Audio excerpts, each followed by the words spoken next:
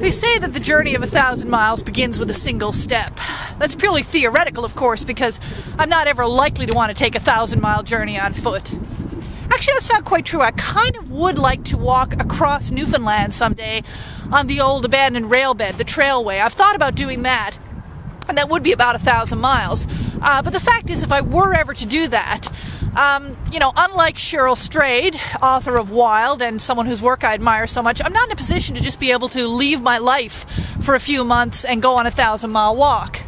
Actually, come to think of it, Cheryl probably isn't either at this point, since she, like me, now has a husband and 2 kids and a lot of other responsibilities. So if I ever were to go on a 1,000-mile walk, I think it's pretty clear that I would have to break it up into small chunks and do it a bit at a time.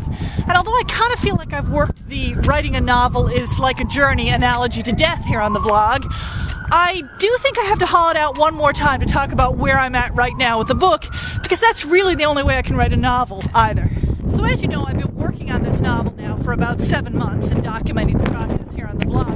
There's really only been 1 month of that in November when I was doing that, when I was actually intensively writing a lot of first draft material.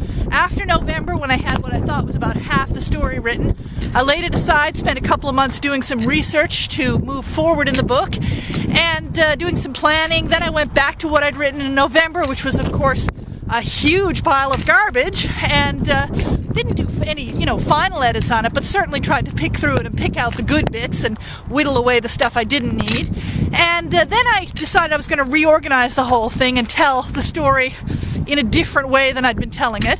And all of that took me about till the end of March, and then the plan was that starting in April, I was going to start writing the second half of the book. Well, I kind of procrastinated throughout Easter break, did some more research, but didn't get any new writing done.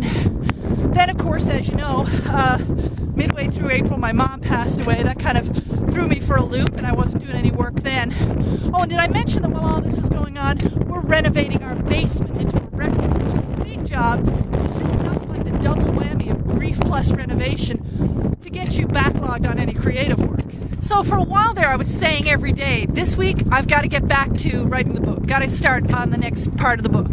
And no, it was going to be this week. No, maybe it's tomorrow. And finally I realized what I should have pretty much ingrained in my brain right now, because it is one of the things I've managed to learn about myself in 47 years of life, is that I can really only work when I have specific measurable goals. That's why NaNoWriMo works so well for me, because there's a very specific goal that I need to try to hit every day in terms of words. So I decided I was going to aim for 1,000 words a day, every day, until I had the first draft done. And I decided that a week ago, last Wednesday, and amazingly, for all the time I'd been kind of blocked on moving on and writing anything new, as soon as I set that goal, suddenly I started doing it, just sitting down and tapping out 1,000 words a day. Some days I've done a little more, one day I did a little less, but the average has still come out to 1,000 words a day, and it's really working for me. And so now, for the first time in a while, I have some confidence that I actually am going to get this draft done, probably by the time school lets out, so I can spend the summer revising it. And it really feels good to be putting down new words, even though a lot of them are probably terrible words that are going to be cut later. But it's great to be moving forward with the story again. And for me, breaking it up into manageable chunks and setting a measurable goal is really the secret to everything. It's probably the secret to grief, renovation, and 1,000-mile journeys as well. But I definitely know that for me, it's the secret to finishing a novel.